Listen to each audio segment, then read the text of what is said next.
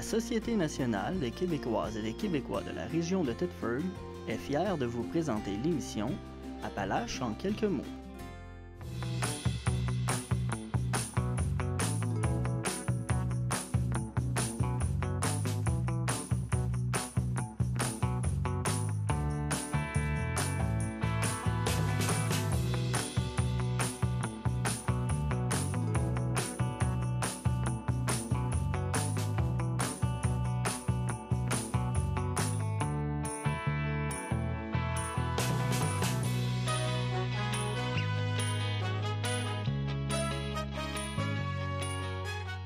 Madame, Monsieur, bienvenue à votre émission habituelle d'information Appalaches en quelques mots. Depuis maintenant 11 ans, chaque début d'année est signe de fête à la ville d'Israëli. Février 2020 ne fera pas exception à cette tradition en présentant une fête des neiges des plus diversifiées. Elle se tiendra samedi, le 1er février prochain, entre 13h30 et 17h30 au parc de la gare d'Israëli. Cette fête familiale propose une variété d'activités gratuites telles que la pêche sur glace, des jeux gonflables, un trampoline bungee, un workout familial, du patinage libre et la présence de mascottes. Les participants pourront également déguster des saucisses et le succulent bouillon de légumes servi par les chevaliers de Colomb et cuisiné par le traiteur Lynn Lapointe. L'escouade de Desjardins sera également présente avec son fameux bar à bonbons.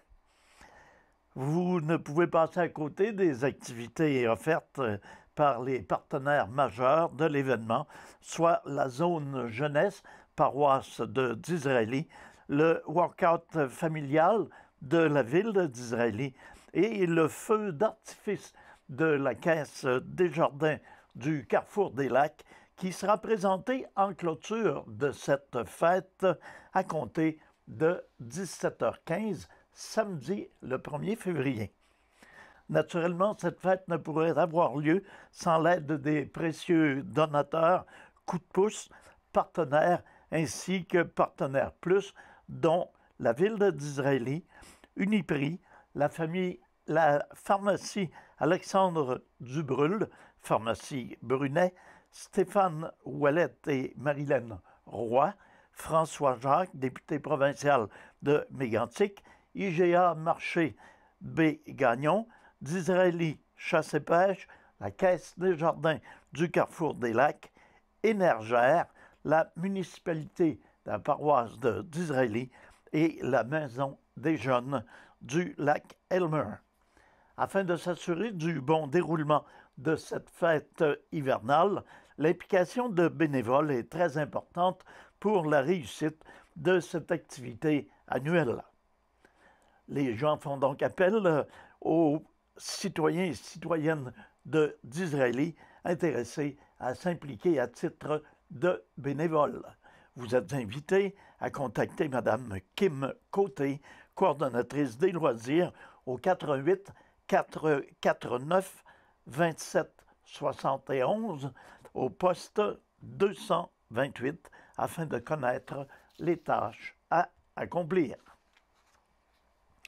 Dans la même veine, la municipalité de Kedders Mills vous invite à sa 5e édition de la fête d'hiver qui se tiendra samedi le 8 février 2020.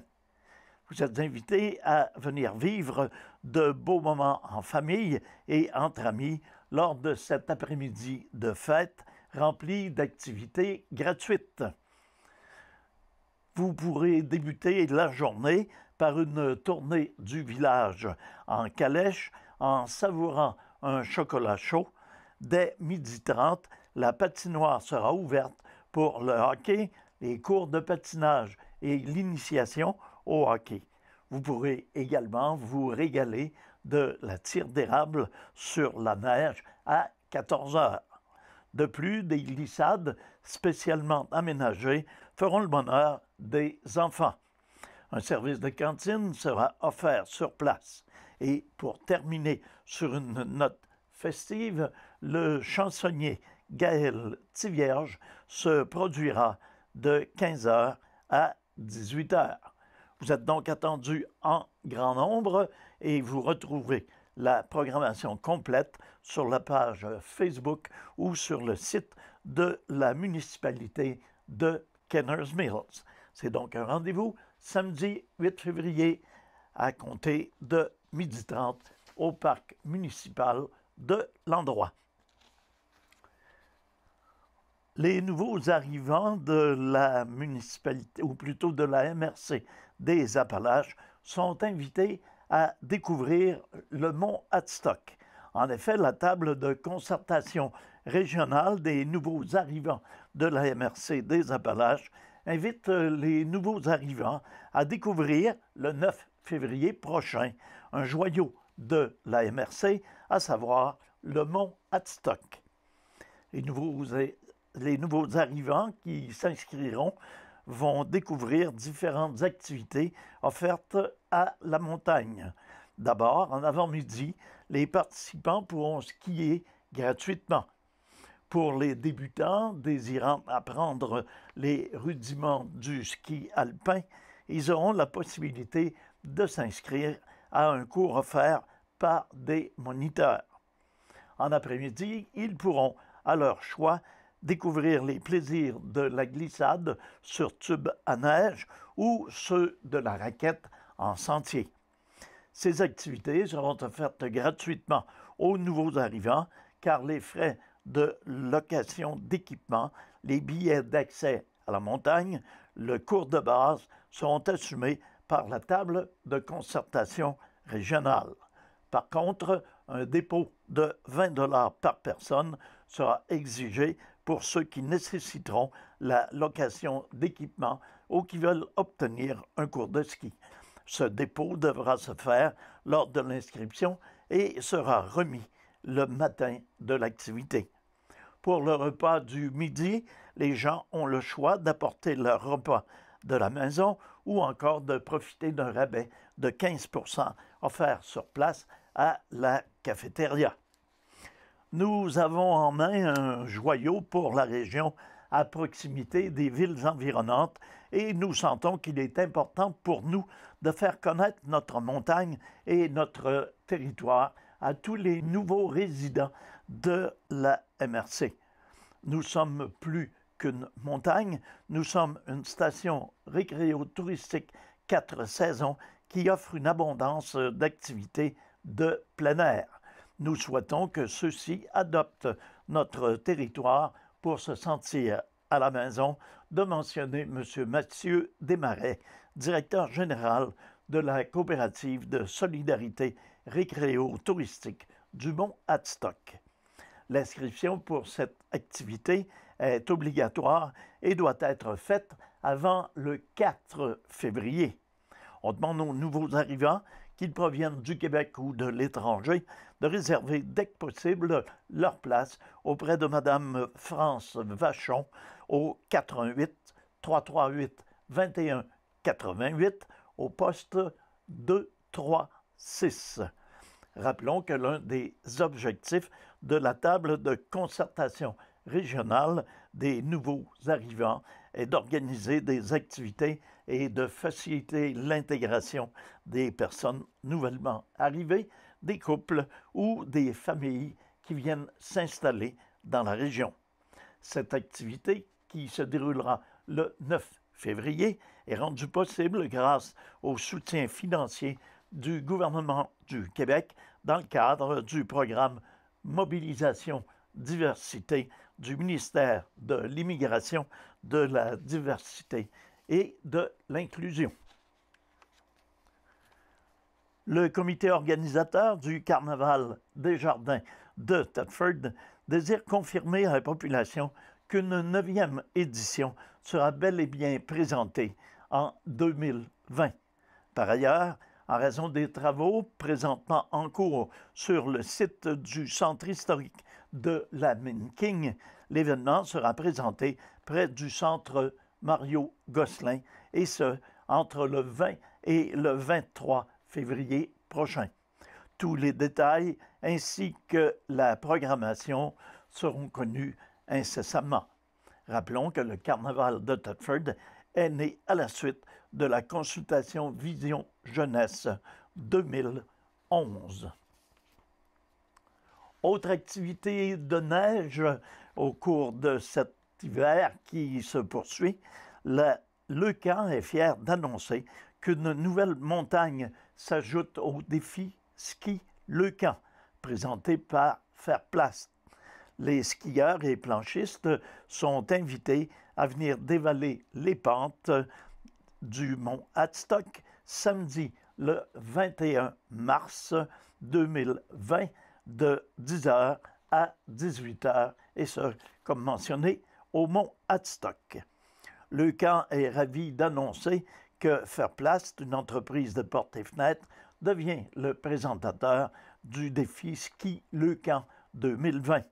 En équipe d'1 à 4 personnes, les participants de tous âges et de tous niveaux sont invités à amasser un minimum de 500 $ en dons afin d'aider les enfants atteints de cancer et leurs familles lors de cette journée familiale et festive.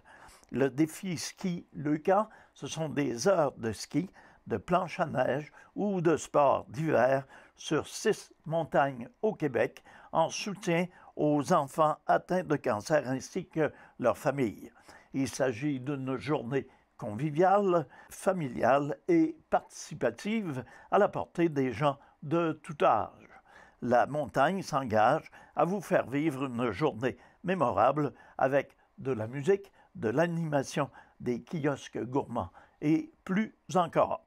Donc, un rendez-vous samedi le 21 mars 2020 de 10h à 18h sur les pentes de la station récréo-touristique du mont Hadstock. Le club Rotary de Thetford Mines est à la recherche d'organismes qui souhaiteraient bénéficier d'une partie des profits générés par le souper annuel du club Rotary au crabe nommé Rotacrabe. Les organismes doivent offrir des services dans la MRC des Appalaches et leur mission sera évaluée au mérite pour la sélection des bénéficiaires. Sous la présidence d'honneur de Mme Véronique Jacques, copropriétaire et directrice de Clich Auto Ford Thetford, le club Rotary tiendra cette année la 5e édition de sa soirée Rotocrabe le samedi 9 mai prochain. Cette activité a permis l'an dernier d'amasser la somme d'environ 40 200 $ qui a été répartie entre 5 organismes venant en aide à des gens de notre région, dont le club Rotary. Les organismes doivent postuler en expliquant leur mission, en indiquant le nombre de personnes qui pourraient bénéficier de biens ou de services grâce à cette somme d'argent, accompagnée d'une copie de leur budget prévisionnel de leur exercice financier. Notez que les organismes retenus devront fournir de 2 à 4 bénévoles lors de la soirée Rotacrabe afin de venir en aide aux diverses équipes assurant le déroulement de la soirée. Veuillez soumettre votre candidature au club Rotary au plus tard le 28 février, 16h, à l'adresse Marie-Josée Chabot, en commercial, avocatchabot.com. Avocat avec un S. La MRC des Appalaches invite à nouveau les communautés rurales à initier des projets culturels et artistiques qui permettront de dynamiser et d'embellir leur milieu tout en contribuant à renforcer le sentiment d'appartenance et de fierté. Les initiatives les plus originales et mobilisatrices pourront recevoir un coup de pouce financier du Fonds culturel rural 2020. Issu de la troisième entente de développement culturel avec le ministère de la Culture et des Communications, le Fonds dispose en 2020 d'une enveloppe de 16 500 $. L'enveloppe budgétaire est également soutenue par la MRC des Appalaches et par les deux caisses des jardins, à savoir celle du Carrefour des Lacs et celle de la région de Thetford. La date butoir pour le dépôt des demandes a été fixée au vendredi 20 mars 2020. Le fonds permet de soutenir les projets et les initiatives culturelles diversifiées qui se déroulent sur le territoire des 18 municipalités rurales de la MRC des Appalaches. Il s'agit de projets culturels et ponctuels. L'aide financière est accordée sous forme de subventions pour un maximum de 2 000 $. Les projets collectifs sont évalués par un comité d'analyse selon un processus sélectif qui tient compte notamment des retombées de l'initiative, de la cohérence avec la politique culturelle de la MRC, de la participation et de l'appui du milieu, de l'originalité et de la pertinence du projet. Ce fonds a servi de bougie d'allumage en facilitant la réalisation de projets qui ont stimulé le développement culturel dans plusieurs municipalités. Depuis 2012, le Fonds culturel rural de la MRC des Appalaches a soutenu la réalisation de pas moins de 96 projets culturels et artistiques différents pour un montant total de 153 900 $. Ces projets ont été réalisés aux 4 coins du territoire rural et ont touché différents publics et différents secteurs culturels, à savoir les arts de la scène, les arts visuels et médiatiques, les lettres, le patrimoine et l'histoire.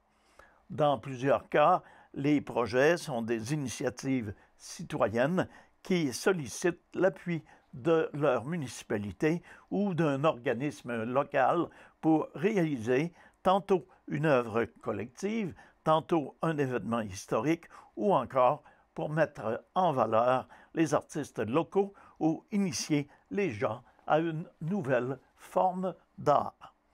Pour en apprendre davantage sur les demandeurs, les projets admissibles et les critères de sélection, les organismes et les municipalités intéressées peuvent consulter le guide et les formulaires de présentation et de budget sur le site Internet de la MRC des Appalaches sous l'onglet rubrique culturelle.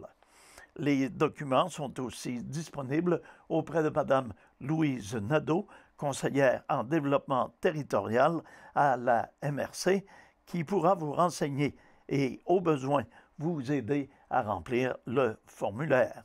Vous pouvez la rejoindre au 88 332 2757 au poste 234. La Fédération québécoise des chasseurs et pêcheurs et le Centre intégré de santé et de services sociaux en Chaudière-Appalaches s'associent dans le cadre d'un projet pilote régional afin de remettre 210 verrous de pontet lors des cours de maniement d'armes à feu. Dans son plan d'action régional pour réduire le suicide, le Centre intégré de santé et de services sociaux de Chaudière-Appalaches vise à réduire l'accès aux armes à feu, considérant que l'entreposage sécuritaire permet de prévenir des drames. Réalisé depuis 2007, la distribution gratuite de Verrou de Pontet est le moyen privilégié pour atteindre cet objectif. Cette entente est donc en continuité avec le plan permettant ainsi d'élargir sa portée. Petit clin d'œil à nos voisins de la Beauce, Ville de Saint-Georges recevra une aide financière de 4,5 millions de dollars du gouvernement du Québec pour la construction d'une nouvelle caserne de pompiers. Construit sur 3 étages, le nouveau bâtiment comportera 8 portes de garage, une salle de décontamination des habits de combat, une salle polyvalente et des espaces de vie pour les pompiers. En plus de formation et d'entraînement pour la cinquantaine de pompiers qui y travailleront, la caserne servira également de centre de coordination des mesures d'urgence, de centre d'entraide intermunicipale et de centre de service de l'École nationale de pompiers. La nouvelle caserne sera localisée sur le boulevard Lacroix, soit sur le terrain adjacent à l'église l'Assomption, et viendra remplacer celle située à l'intérieur de l'hôtel de ville de Saint-Georges. Elle profitera également à la municipalité de Notre-Dame-des-Pins, desservie par le service de sécurité incendie de la ville de Saint-Georges. Petit clin d'œil au printemps, le comité organisateur des incroyables comestibles de la région est heureux d'annoncer la tenue de la 2e édition de la Fête des semences qui aura lieu le 15 février 2020 de 10h à 16h au centre de réception du Mont-Granit. Sous le thème de la diversité et de la découverte, cette fête familiale permettra aux gens de la région de découvrir et de se procurer différentes variétés de graines artisanales issues du patrimoine agricole provenant de plus de 10 semenciers de la province et une quinzaine d'exposants qui seront sur place. Des conférences pour adultes et des activités pour enfants seront également offertes gratuitement lors de cette journée. Madame Marianne Barry et Monsieur Nicolas Auger de la pépinière ancestrale de Saint-Julien seront les porte-paroles de cette 2e édition. L'objectif principal de cette fête est de valoriser le jardinage au sein de la population et de promouvoir l'écologie, la biodiversité, l'autonomie alimentaire et le partage. À cet effet, les gens pourront assister à des conférences pour en apprendre plus sur le bon démarrage de ces semis, les espèces rares et en danger, comment limiter le désherbage et d'autres sujets connexes au jardinage. Ce sera donc un rendez-vous le 15 février prochain de 10h à 16h au centre de réception du Mont-Granit. La ville de Thetford invite les organismes intéressés à déposer leur candidature à titre de récipiendaire des profits de la 20e édition du tournoi de golf de bienfaisance de la ville. Pour l'occasion, tous les organismes à but non lucratif situés sur le territoire thetfordois sont invités à déposer leur candidature afin de récolter les profits de cette journée. Le formulaire de dépôt de candidature est disponible à l'hôtel de ville de Thetford, de même que sur le site Internet de la ville au villethetford.ca/onglet vie municipale /tournoi de golf de bienfaisance. Les demandes devront être transmises au plus tard le vendredi 28 février 2020 à l'attention de Madame Josée Landry. Mentionnons que depuis la première édition, ce sont 396 543 $ qui ont été remis à divers organismes, dont 20 046 $ en 2019. 19. Terminons par une brève nouvelle du sport. Le boxeur thetfordois Thomas Chabot n'aura mis qu'une minute et 45 secondes dans un premier combat professionnel prévu pour 4 rondes afin de signer sa première victoire. En effet, le boxeur thetfordois de 20 ans a passé le chaos technique à son adversaire. En moins d'une minute 45, il aura vu le dessous des semelles à 3 reprises. Le natif de Thetford, qui évolue dans la catégorie des poids superplumes, a dominé l'affrontement dès le départ, envoyant son adversaire au tapis à 3 reprises.